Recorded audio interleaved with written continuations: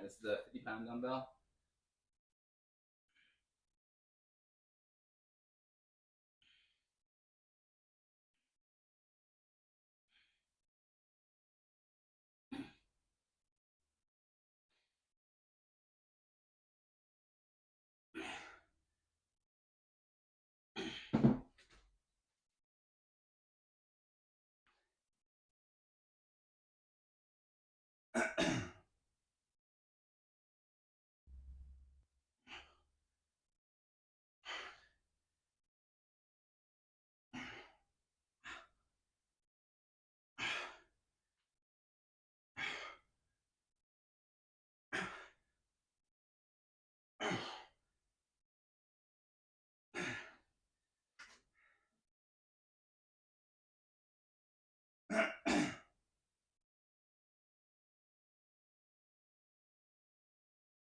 What I was saying before my stream dropped is just make sure when you're trying to lose weight or you're trying to hit fitness goals, you talk to the right people.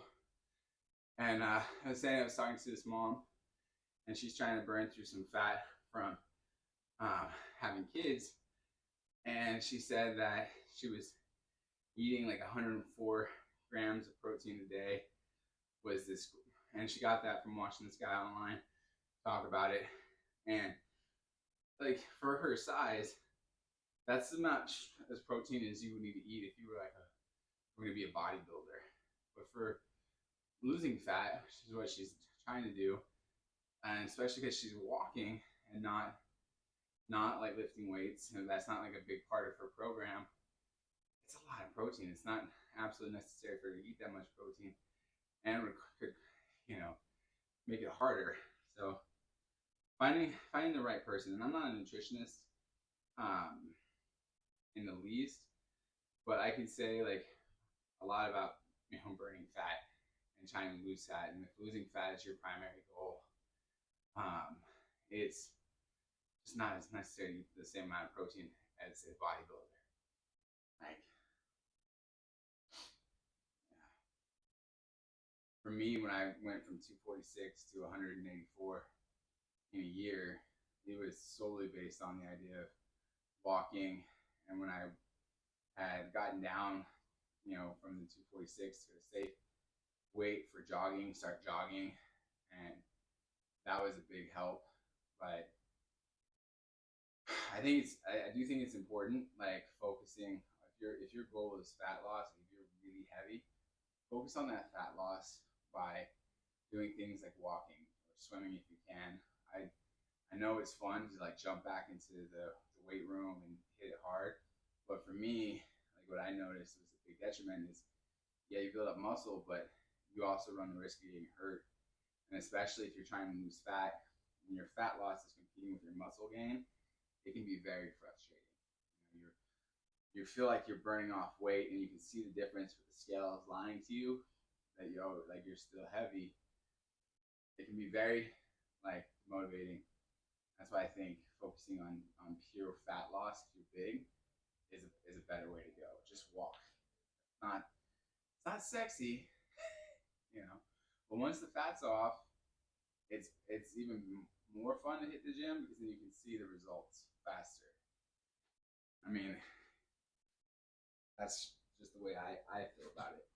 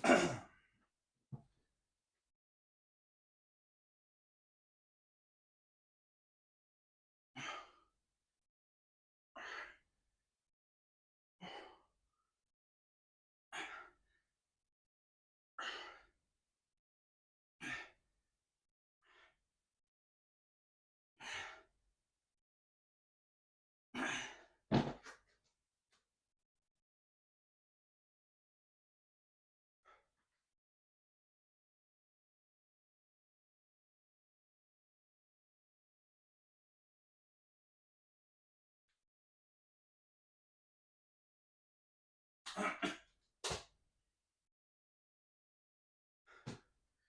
I would say, like,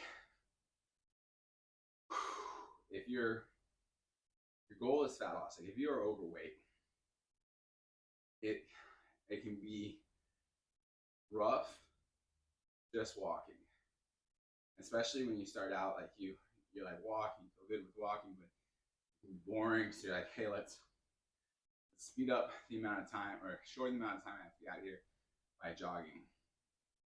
Don't do it. You're gonna hurt your knees. You're gonna hurt your shins. Like I get shin splints when I'm heavy and I try to run or jog. Wait till you lose the weight. Wait, do the long, boring walks. Lose the weight, and then you can start jogging for like short distances. But we have this mindset. I know, and maybe it's changed, but like you were born in the '80s and you grew up watching Rocky. Anytime you work out, you hear that Rocky soundtrack in your head, and you're like, I'm gonna get out there, I'm gonna run, and next thing you know, you've heard something. Now you're just back on the couch, waiting to heal, dreaming about getting back in shape. Don't do it. Just walk. Be smart about it.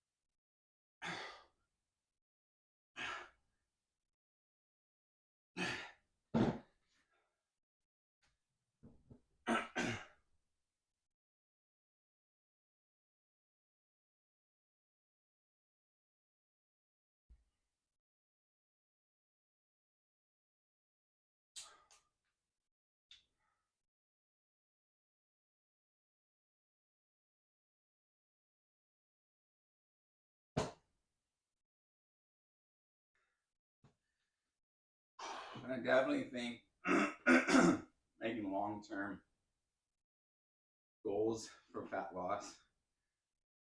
We do like, I've done it where you do like 3 months challenges.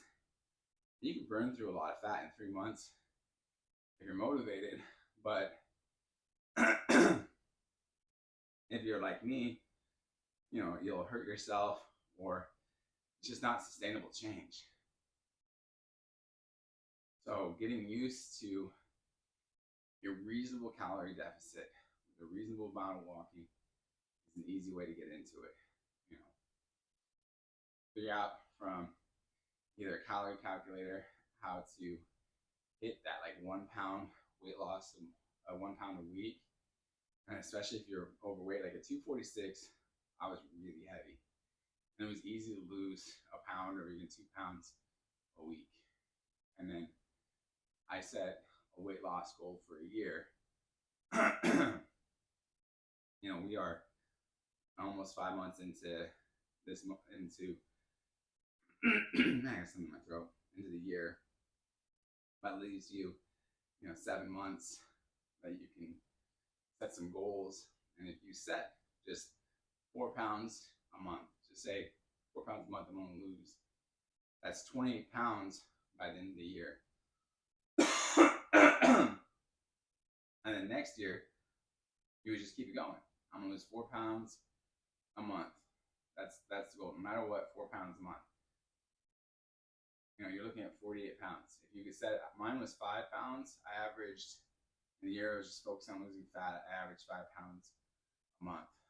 And that was a big help. Then there was, 60 pounds of weight loss.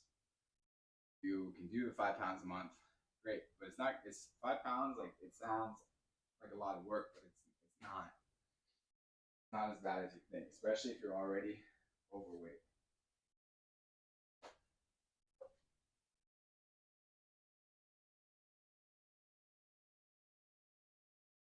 I didn't have to get too crazy dropping from 246 with that 5 pound weight loss goal.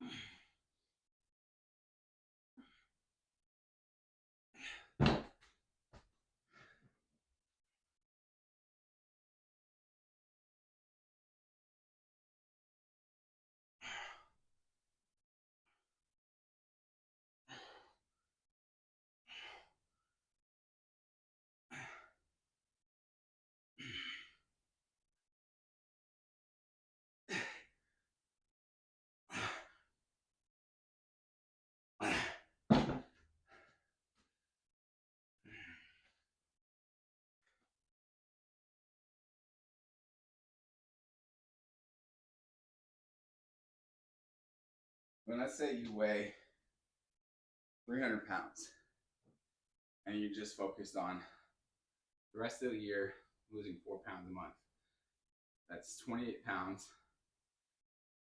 You'll be down.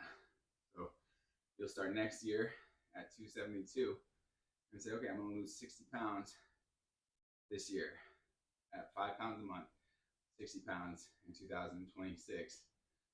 Then that means when 2027 rolls around, you're going to go from 272,